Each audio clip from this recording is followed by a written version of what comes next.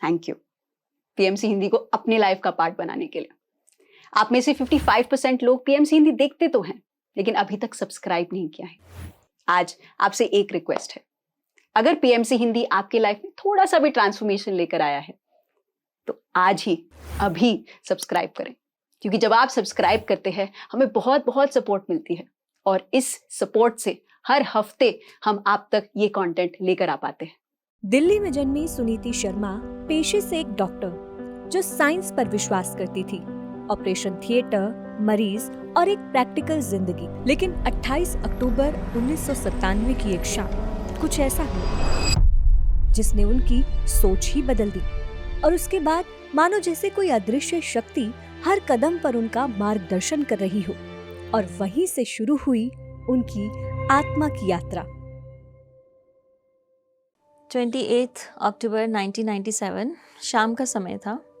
मैं एक ordinary normal day routine में अपनी इमरजेंसी ड्यूटी में चाय का ब्रेक में आई वाज सिटिंग और साथ में मेरे पास एक विवेकानंद की बुक मेरे हाथ में थी। तो उस समय सडनली मुझे ऐसा एहसास हुआ कि किसी ने मेरा चेहरा लेफ़्ट साइड पे घुमाया और जैसे ही मैंने देखा तो वहाँ पे एक सोफ़े पे भगवान श्री सत्य साईं बाबा बैठे दिखे मुझे और उनके चेहरे के नीचे चिन पे उन्होंने अपना हाथ रखा हुआ था और स्माइल कर रहे थे। मैं थोड़ा इसमें परेशान इसलिए हो गई क्योंकि मुझे समझ नहीं आ रहा था कि मैं तो इनको जानती नहीं, इनके बारे में कुछ ज़्यादा नहीं जानती, कौन है, क्यों, क्या, कैसे हो रहा है, ये क्या हो रहा है। मैंने आंखें 2-3 बार अपनी मली, देखा भी ऐसा कुछ है जिसको मैं बुक में से प्रोजेक्ट कर रही हूँ या कुछ ऐसा है, ऐसा भी नहीं था, कुछ मेंशन नहीं था उनका। फिर मैंने देखा ऑलमोस्ट अबाउट 1-1.5 मिनट तक ये चलता रहा, उसके बाद वो डिसअपीयर हो गए। लेकिन उसके बाद मेरी लाइफ टोटली चेंज हो गई। अब जैसे वेरी नेक्स्ट डे मेरा प्लान था, मुझे मुंबई जाना था एक एंडोस्कोपिक गायनी सर्जरी की ट्रेनिंग पे और वो ट्रेनिंग के लिए सारे ऑब्स्टिकल्स मेरे पास प्लस थे उस समय। लाइक छुट्टी नहीं मिल रही थी since I am working in a government hospital में और वहाँ छुट्टी नहीं मिल रही थी, मेरा फाइनेंस का फंडिंग नहीं हो रहा था, एकोमोडेशन का नहीं हो पा रहा था और बहुत सी ऐसी ट्रेन का कंफर्मेशन नहीं हो पा रहा था। बहुत सारी चीज़ें थी जिससे लग रहा था कि शायद मैं नहीं जा पाऊँगी, लेकिन कहीं ना कहीं अंदर से ये फीलिंग था कि नहीं, मैं जाऊँगी। तो अगले ही दिन सुबह 10 बजे के करीब मुझे ये जो इवेंट हुआ ये हुआ अराउंड शाम के 5-5:30 बजे। अगले दिन मेरे जो एडमिनिस्ट्रेटिव इंचार्ज हैं उन्होंने मुझे कॉल करा और बोला कि ठीक है तुम जाओ, हम मैनेज कर लेंगे, फंड्स भी ट्रांसफ़र हो जाएंगे, सब कुछ हो जाएगा। तो 1 2 3 4 सारी चीज़ें उसमें सेट होने लग गई और शाम के 4 बजे तक आई was in the train and I reached the Mumbai along with my husband और साथ में मेरी छोटी बेटी थी 2.5 साल की। तो हम जब वहाँ पहुँचे, अब एक चीज़ रहती थी कि एकोमोडेशन का कैसे करना है। तो हमारे जैसे I am working in Railways, तो उसमें हमारे गेस्ट हाउसेस होते हैं ऑफिसर्स के, तो साथ में ही था। मैंने कहा चलो पता करते चलते हैं, क्योंकि उन्होंने बिल्कुल मना कर दिया था कि नहीं हो पाएगा अकोमोडेशन पॉसिबल। अब जैसे ही वहाँ पे पहुँचे रिसेप्शन पे उन्होंने बोला जो स्वीट नंबर 1 है वो आपके लिए बुकड है। तो वहीं से मुझे खटका लगने लग गया कि कुछ और चल रहा है, मेरे हाथ के कंट्रोल के बियॉन्ड समथिंग इज़ हैपनिंग। तो जब मैंने वहाँ पे हम स्टे के लिए वहाँ रुके तो वेरी फर्स्ट डे रात को सब सो गए, मैं भी सो रही थी। Suddenly mid of the night एकदम से वहाँ पे उजाला हो गया रूम में, मेरी आंखें बंद थी, मैं सो रही थी, लेकिन एकदम से रूम जो है उजाले से भर गया। मेरी बेटी और मेरे हस्बैंड भी सो रहे थे साथ में।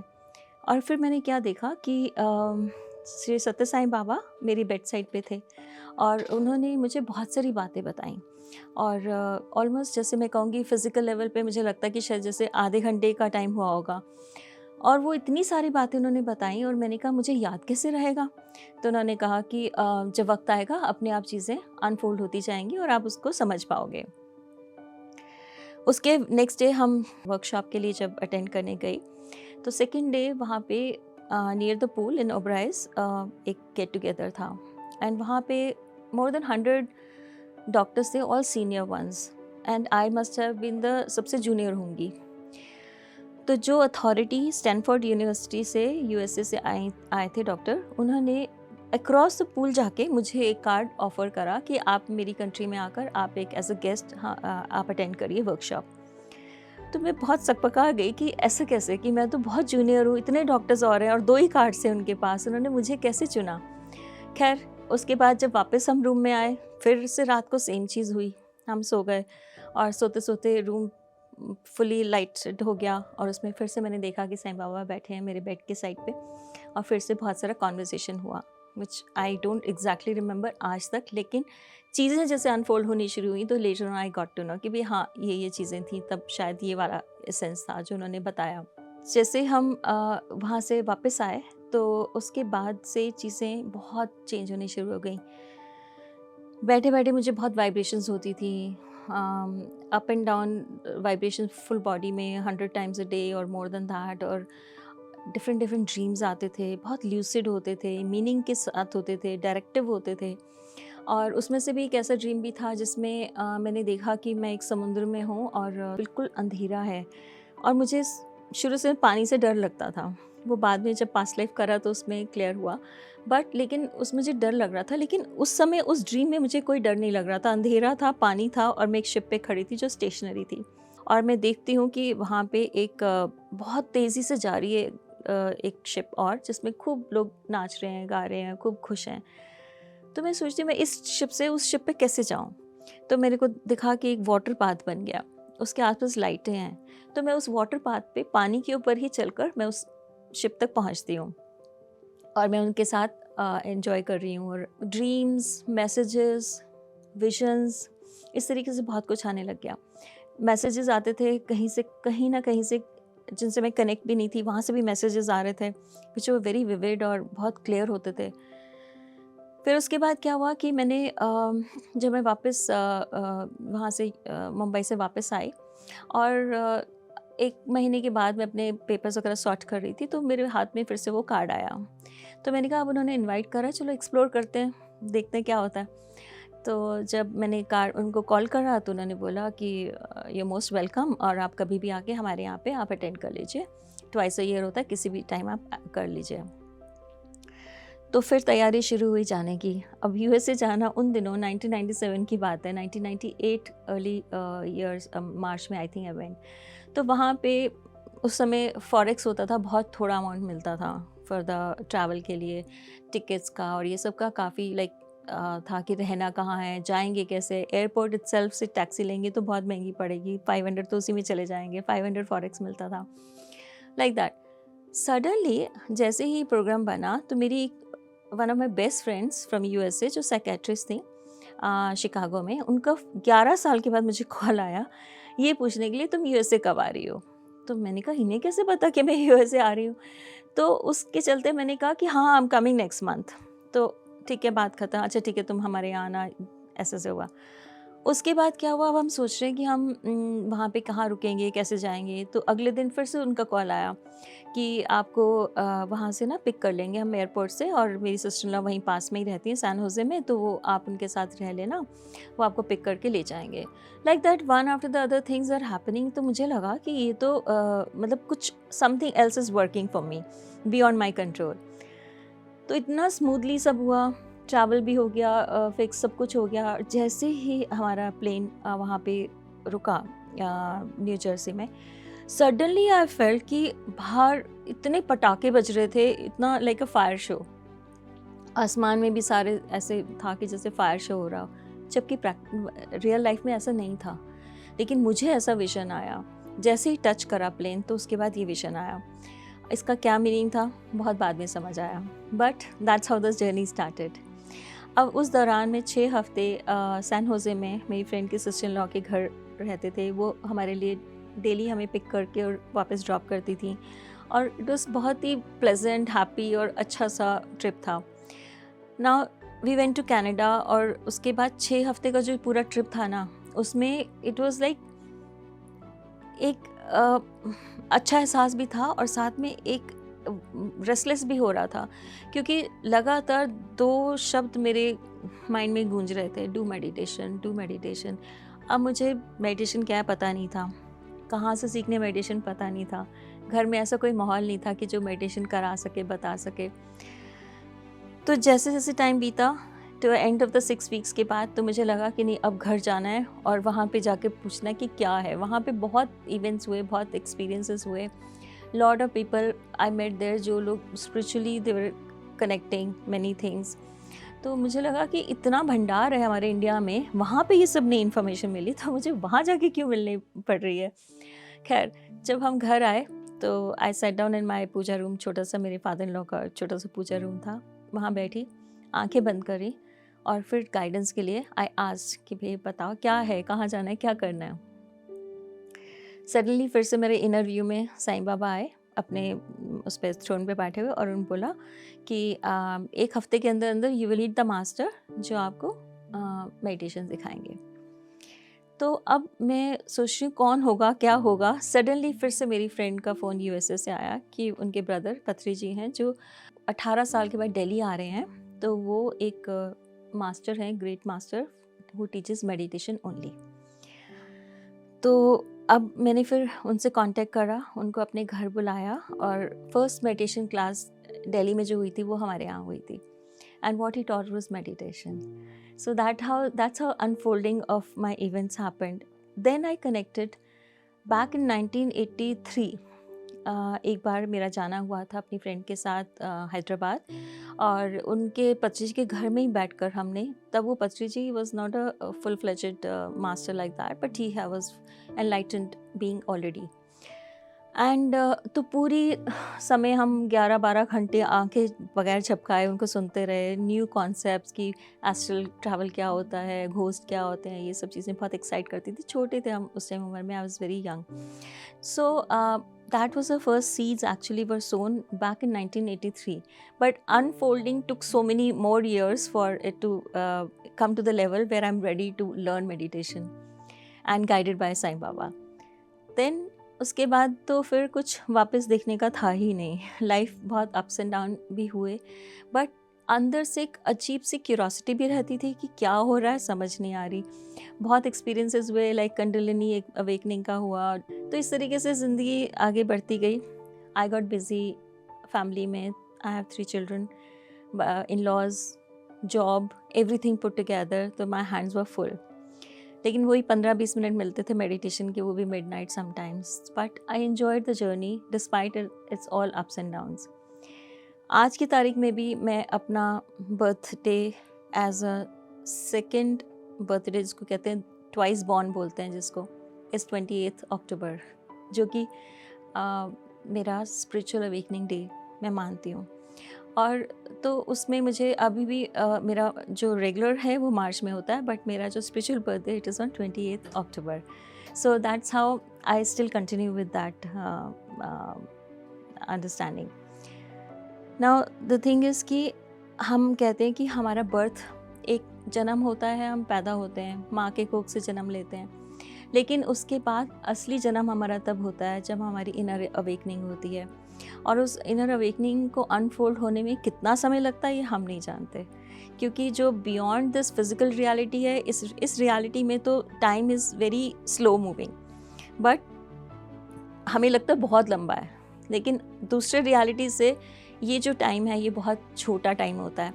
तो उसको मुझे 1983 से लेकर और 1998 में जाके I got the consolidation of that process.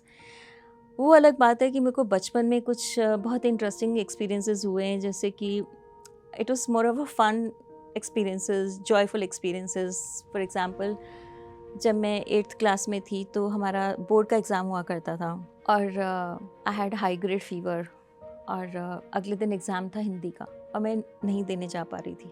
उन दिनों मैं हनुमान जी को बहुत मानती थी, तो 2 घंटे एग्ज़ाम से पहले हनुमान जी मेरे सपने में आए और उन्होंने पूरा हिंदी का पेपर मुझे दिखाया, और मैं वो सब क्वेश्चंस पढ़ के चली गई और सेम का सेम पेपर आया, और उसमें मुझे डिस्टिंक्शन भी मिली। तो मुझे लगता है that was quite a fun कि you know connecting spirituality in a fun way as a child, what else you expect. तो it was quite interesting journey, and here I am today doing everything. It's not that कि अगर आपकी spiritual awakening होती है तो आप वैराग्य में चले जाते हो या you don't know to take responsibilities, ऐसा कुछ भी नहीं है।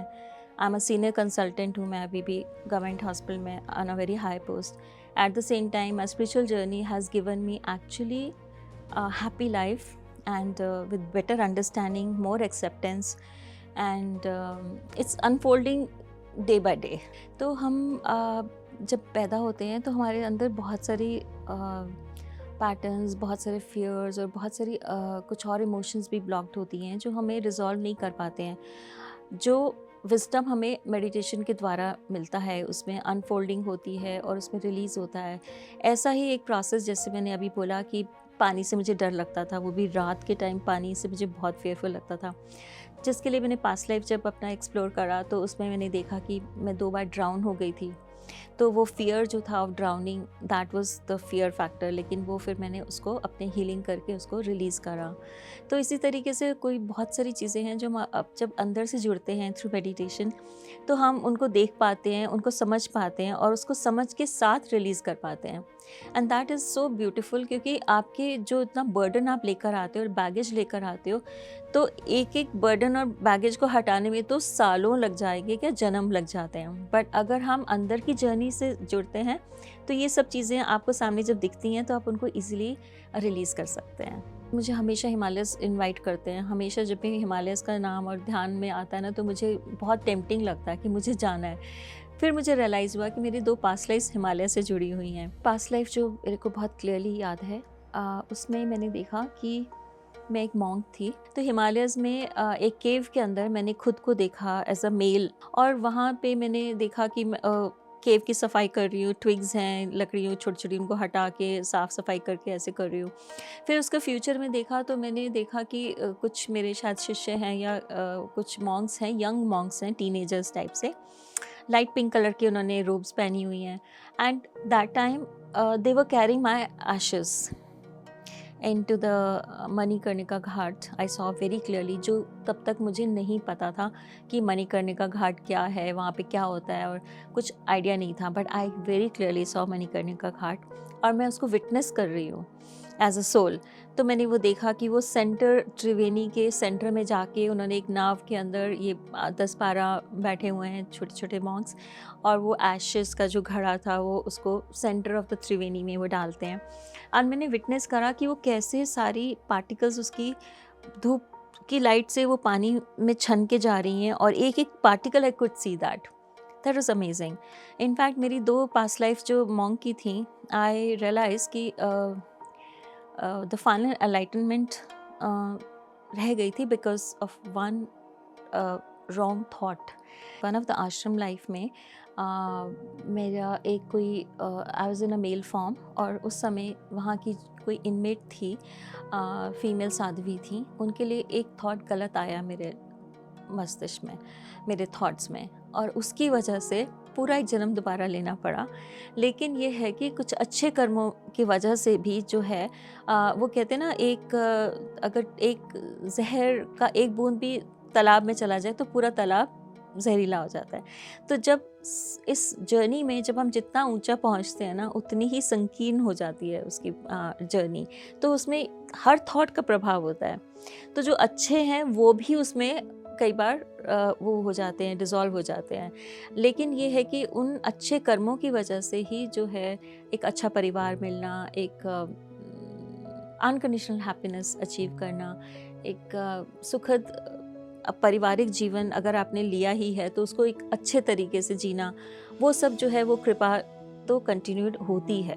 ऐसा नहीं है कि सब कुछ ख़त्म हो गया, लेकिन हाँ, स्पिरिचुअली फिर से दोबारा आपको करना पड़ेगा। क्योंकि जैसे अगर मेरे एक्सपीरियंस, मेरे जैसे सत्य साईं बाबा का दर्शन होना और वो सब चीज़ें मैं अपने आप से तो नहीं क्रिएट कर सकती थी, तो कहीं ना कहीं कृपा भी होती है। वो आपकी जर्नी को वॉच कर रहे होते हैं, और विदाउट एफर्ट्स जब इतना कुछ होता है तो हमें सरेंडर भी करना चाहिए कि जहाँ रेक्टिफिकेशन होती है वो ग्रेस अपने आप उसको मेंड कर लेती है।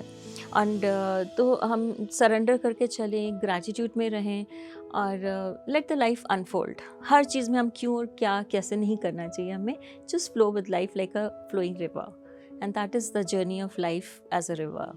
बहुत से लोगों को ये धारणा है कि अगर आप स्पिरिचुअल हो जाओगे तो आप फिर मटेरियल वर्ल्ड में नहीं रह सकते हो, फिर आपको मतलब स्पिरिचुअलिटी मतलब एक सन्यासी हो जाना, वैराग्य हो जाना, यू आर नॉट बॉदर्ड कि फैमिली क्या कर रही है, कहाँ है, उससे आपका कोई लेना देना नहीं होता। ऐसा बिल्कुल नहीं है। और जैसे कि मुझे लगता है कि स्पिरिचुअल होने से आप लाइफ में ज़्यादा अच्छा बैलेंस बना सकते हो, आप ज़्यादा खुश रह सकते हो, एक्सेप्टेंस ज़्यादा रहता है, और अब जैसे मैं एक डॉक्टर हूँ और senior doctor and very well reputed doctor, and at the same time I'm spiritual. I deal with patients every day and I tell them simple basic things to live a happier life and to have more fulfilled life. And I think the combination of, because of spirituality and your professionally doing work at the material level also, it's combination that gives you the fulfillment and happiness. And I think this is a message that being spiritual, although we all are spiritual beings, come for a physical experience, but at the physical level also we can gel with this spiritual energy into day-to-day chores, and उससे जो है हमारी life एक बहुत ही comfortable और fulfilling हो जाती है.